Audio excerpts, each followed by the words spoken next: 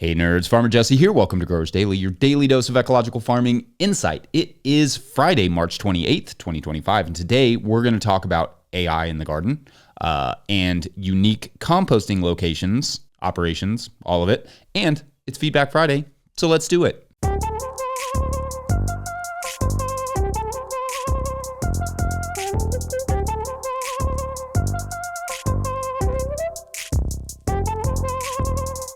All right, well, happy Friday, everyone. Yesterday, I potted up our grafted tomatoes, which I will actually save to talk about for next week, but I also started some cucumbers for grafting. So like to do the same thing, but with cucumbers. This will be my absolutely first time trying to graft cucumbers, and I'm duly nervous about its success. But cucumbers have, for me, been kind of an underwhelming crop, partially, I suspect, from planting them into cooler soil in the spring and trying to beat the season. So in theory, grafting could help with that a little bit. But also, you typically graft cucumbers onto a cross between Cucurbita maxima and Cucurbita muscata. So squash, essentially, which feels a little weird and intimidating. So we shall see how that goes. And you know that I will talk about it here because I talk about everything. Speaking of, don't forget that our Kentucky Wildcats play tonight in case you were needing something to do with your blue face paint. So that's exciting. Hopefully we can keep dancing on to play again on Sunday. You'll see based on my mood on Monday how it went.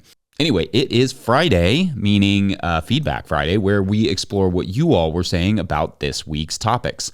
On Monday, we talked about how to improve soil in the spring and also spring cover cropping. But the topic that certainly grabbed the most attention in the comments was the discussion about the expectation towards farmers' obligations to their community versus billionaires and the ultra wealthy. The number of people who disregarded my comments on what $1 billion actually is based on the fact that the majority of the billionaires' wealth was tied up in assets was fascinating to me because, yeah, of course it is. I mean, friends, that's Finance 101. It would be hard to make $1 billion if you thought keeping all of your money in your savings account or something was a good idea. The fact that most of the money of the ultra wealthy and most people, frankly, is tied up in stocks and or real estate is a pretty obvious given. But what should also be a given is that they are never that far from their money and could liquidate with some relative quickness, like sell some stock or share in a company or whatever.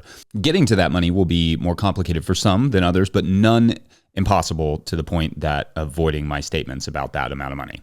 Anyway, someone with that amount of money could come up with a more transferable version of that money in a short amount of time. If they so wanted to, I don't know, kindly scrape off a few $100 million, for their community. But basically, $1 billion is still $1 billion no matter where they put it or what form it's in.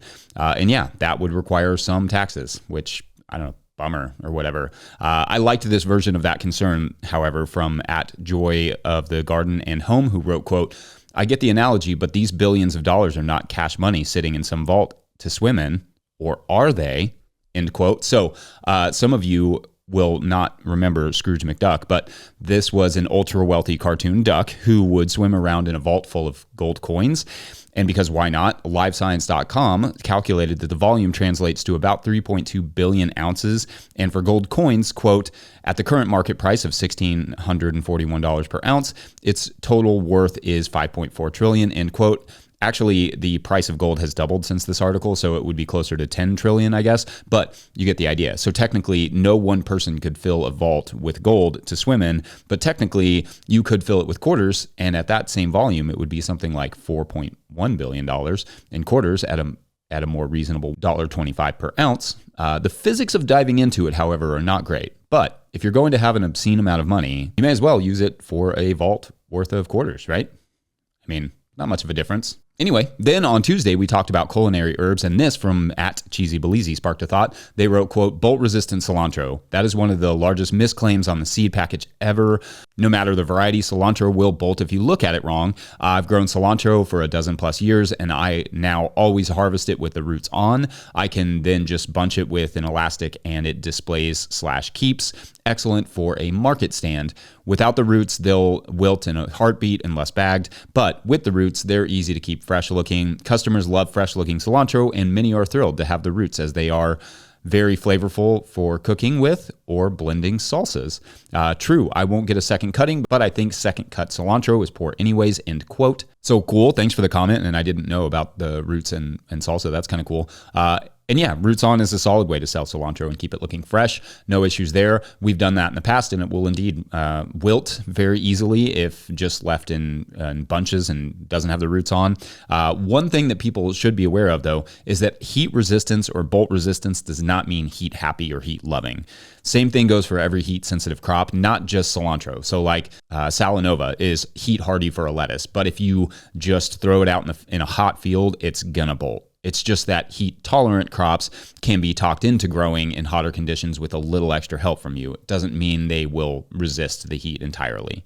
Just something to keep in mind this summer, you still have to pamper them a bit. It's just that they will do better than others under that pampering.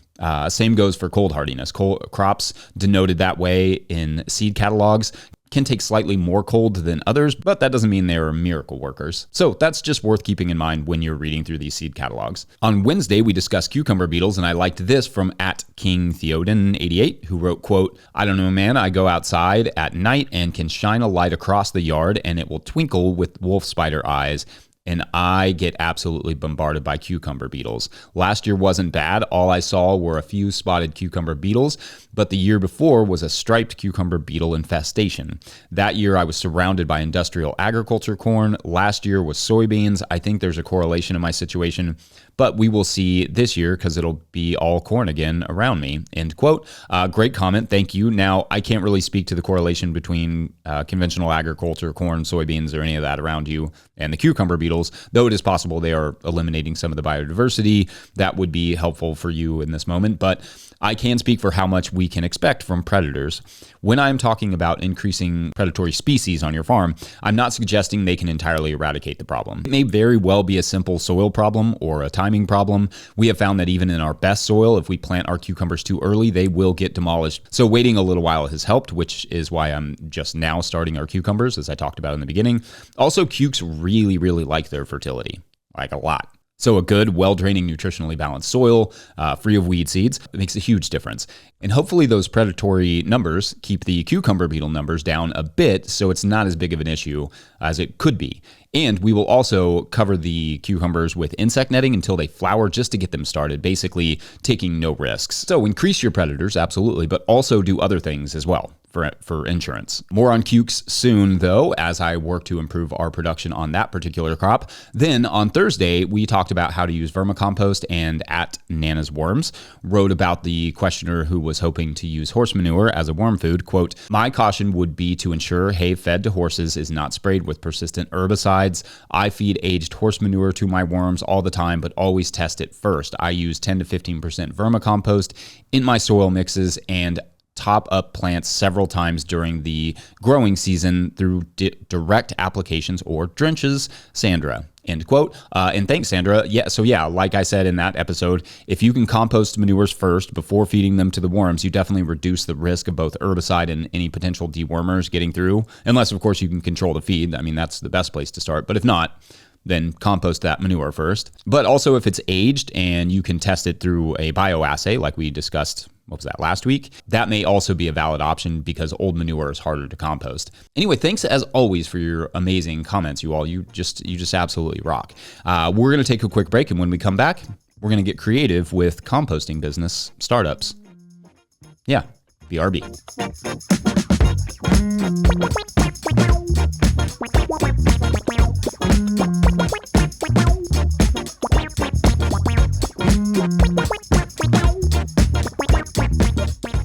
Today's episode of Growers Daily is brought to you by Tilth Soil. Tilth Soil is a worker-owned co-op making living soils in Cleveland, Ohio using NOP-compliant food scrap compost. They wrote us, quote, "We're stoked to support Growers Daily because healthier, tastier, and generally more decent food systems start with growers like all of you, inquiring minds who care about the land." End quote. Love the folks over there at Tilth. If you're looking for top-notch compost or potting mix, drop an email to the folks at Tilth via info@tilthsoil.com. That's info@tilthsoil.com. Today's episode is also brought to you by Farmhand. Newsletters, right? A necessary evil for CSA farmers. Join Farmhand and real CSA farmers on April 11th for a free digital workshop where they'll share strategies they use to turn their newsletters into powerful sales tools. Get the secrets and go-to templates for success when you register for the free workshop today at farmhand.partners/newsletter. That's farmhand.partners/newsletter. And I'll put the link in the show notes. All right, back to the show.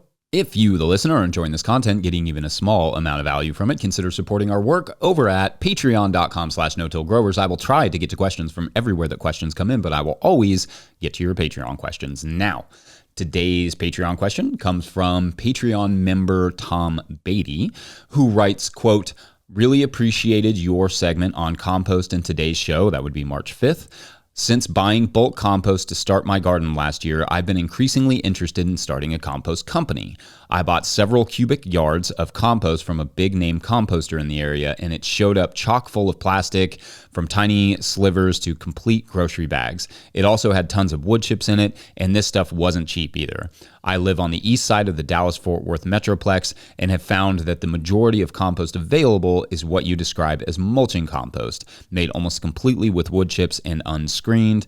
The main market for compost in this area is landscapers, so I'm not sure if another operation offering screened compost could even survive, but I'm in the early stages of doing some quote-unquote market research. Your comment about starting a compost business being difficult rings true.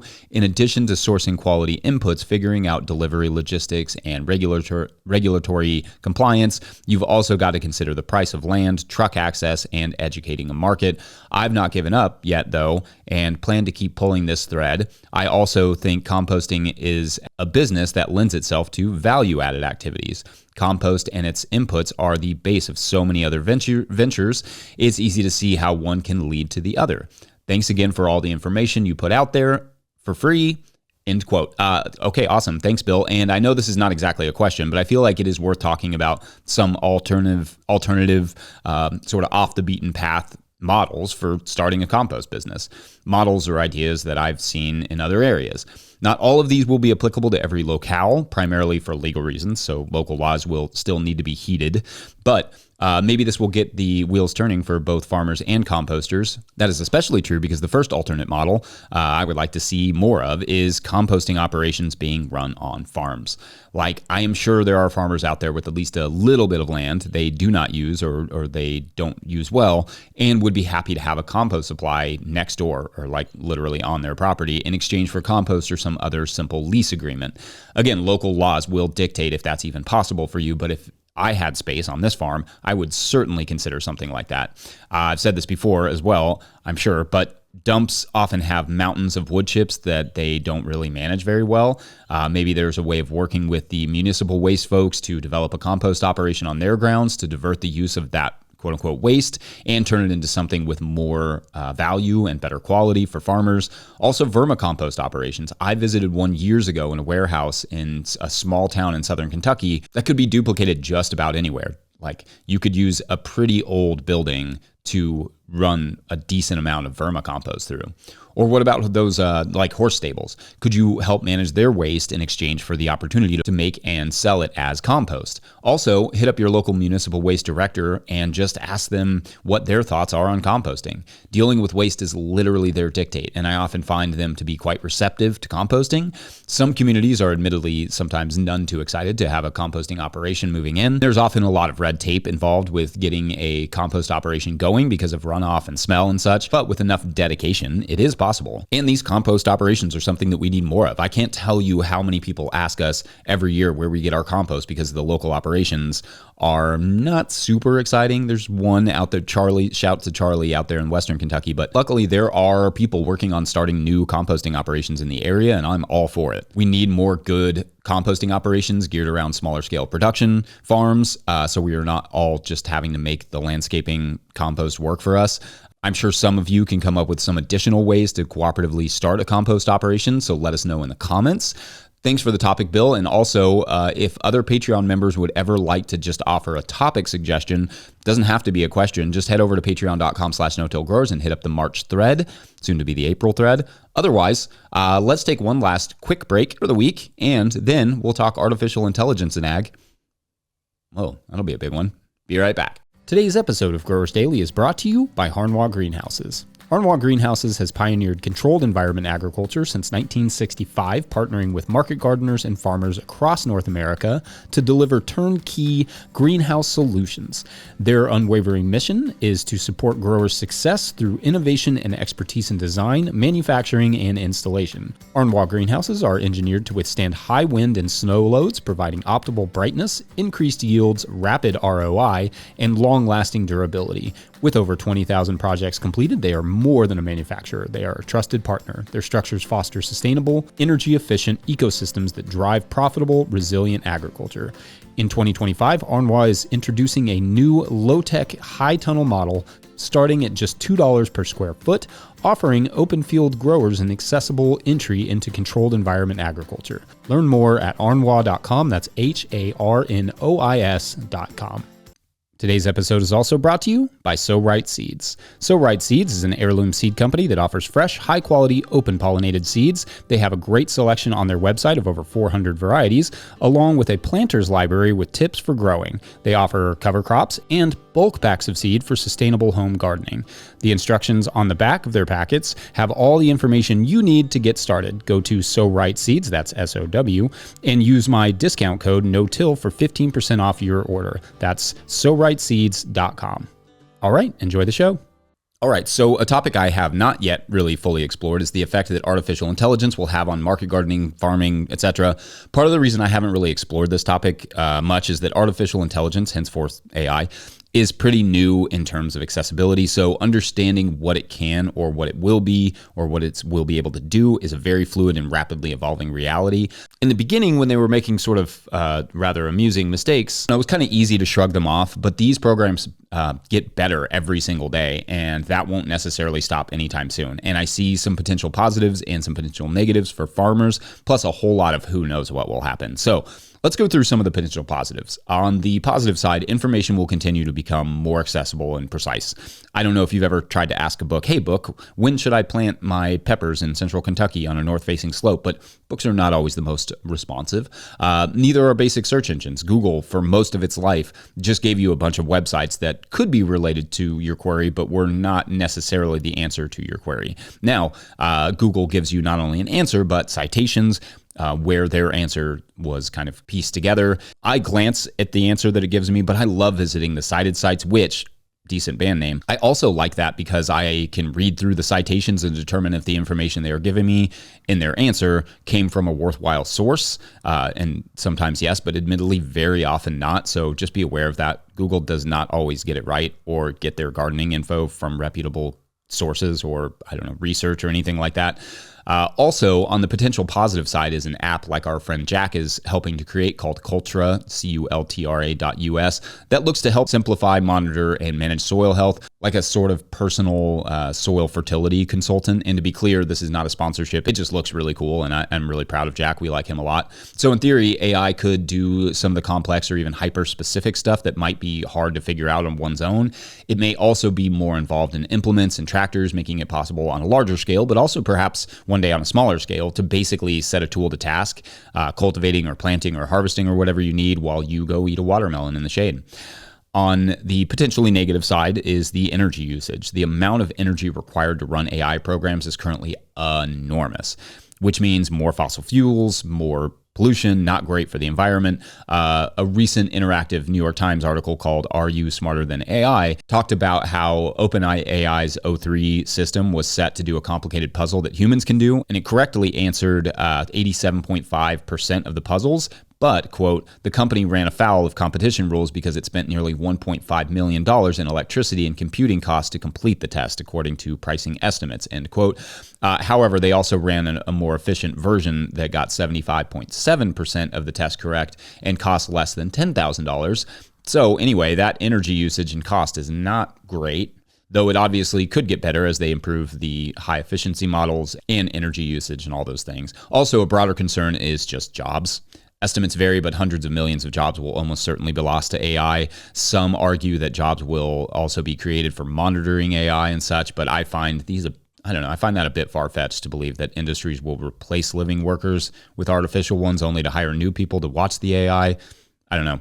There will be some, certainly, at least for a time, but not as many as are lost, I would think. With more people out of work, local food will become even more of a luxury than it currently is, which could have significant ripples in the farming world. Then, staying a little broader here, what can and is happening as a result of AI and smartphones is that people, and especially children, no longer have to develop problem-solving skills. I know this sounds a little bit like, complainy, old manny, but this one concerns me quite a bit. If we do not allow children, and increasingly ourselves, to solve our own problems, answer our own questions, then we never develop those skills, or at least we don't exercise them very much. And should anything ever happen to technology, I fear that people will struggle to adequately care for themselves without having the answers right at their fingertips. And to be clear, myself included, I use the computer a lot. It's a big part of what I do. But life is problem solving, so what happens when you take the problem solving need, even the ability, away? Also, in terms of AI's less appealing effects, people like me can have our information stolen and repurposed as an original by AI models. I mean, in theory, someone could just create an AI series similar to this one, complete with dad jokes to give you exactly the Farmer Jesse style video that you want for the specific questions you have, based around your sense of humor or your interests. And I, or specifically no-till growers, will make nothing from it, even if they use my book or these videos or anything else as part of the input for it.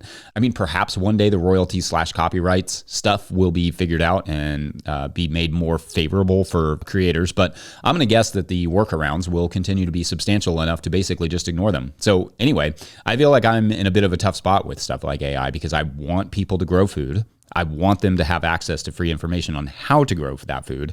But I also don't want to see a world where almost everyone is obsolete and out of work. I fear it will not be the utopia that people want it to be, where everyone is cared for and can just do whatever they want, like instead of having to work, especially if how we currently care for our poor is any indication. Anyway, what are your takes on AI, positive or negative? Is there anything I'm overlooking or maybe exaggerating or under-exaggerating? Otherwise, I'm going to wrap it up there and get into my Kentucky Wildcat costume for tonight's game. So just so you know, don't worry about me. I'm not expecting a win, so I will be fine if we lose, but if we win, I will be freaking out. So maybe do worry about me if that happens. Also, good luck on my Albion facing Forest tomorrow in the FA Cup quarterfinals. I'm realizing it could be a very fun and also very, very depressing weekend. Anyway, don't forget we are now officially a 501c3, so donations are tax deductible and greatly appreciated. Please make sure to like and subscribe and or follow wherever you are getting this podcast. That's an easy way to help us out as well. Enormous thank you to all of our show sponsors. Huge shouts to Willie Breeding for the theme music and the team at No Till Growers. Also shouts to Epidemic Sound for the background music that you can hear. Pick up a copy of the Living Soul Handbook or the Seed Farmer over at no-tillgrowers.com to support our work. Big thank you to everyone over at patreon.com/no-tillgrowers, where at a certain level, or if you just bump up from one level to another, or sign up in the month of March, you get a shout out on the show. So big shout outs today to Matthew Dickens. Oh, that's a fun name, Matthew. And Stephen Smith, our solo weekly today. All right, so, the town of Glacier Cane is all abuzz from, now that they believe that they are not just a ghost town, but a legit town with a ghost. But what the new residents did not know is that this town wasn't actually just like a ghost town at all, but a town that actually split two dimensions, where on one side you saw what looked like kind of an abandoned ghost town. But on the other side, where Matthew and Stephen lived, was a vibrant little actual town. But the only crossover was, weirdly, gold. Like, they both could see the same gold. However, in the ghost town reality, it had a huge worth, right? Like we just talked about, it's like $3,000 an ounce. But in the alternate world, it was used like fine wine, and the residents would consume it. I don't need to go into the logistics. It's a little weird, but they consumed the gold. So you can imagine how bummed Matthew and Stephen were when they were celebrating a birthday to find their finest gold bars had vanished. But it is notable that they weren't capable of turning the lights on in the other dimension. That part remains a mystery. And we fade to black. Or blue. Like a big blue. Go Cats, have a great weekend. Thanks for watching and or listening. Bye.